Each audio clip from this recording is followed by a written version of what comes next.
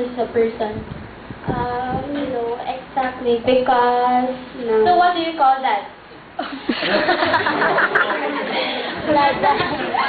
No, you're wrong because now do you know that? So what do you call that? That is not a person. It's a tissue, did you know that? What? A tissue.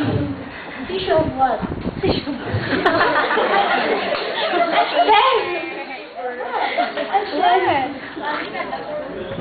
Are you aware that every person has the right to live? Yes. So, and killing a person would be a murder, right? No.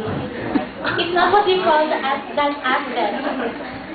Now, mothers have the freedom of choice whether you would like to abort the child. I'm asking, what do you call that accident if that's not a murder? Killing. No. Lovely. So, yes or no? I'm asking you a question. Yes. So, are you aware that a murder would be a mortal sin since it is against the Ten Commandments, right? I know that it is stated in the Bible, but... I'm asking you yes or no question. No. But you're not aware that a murder would be a mortal sin? Because...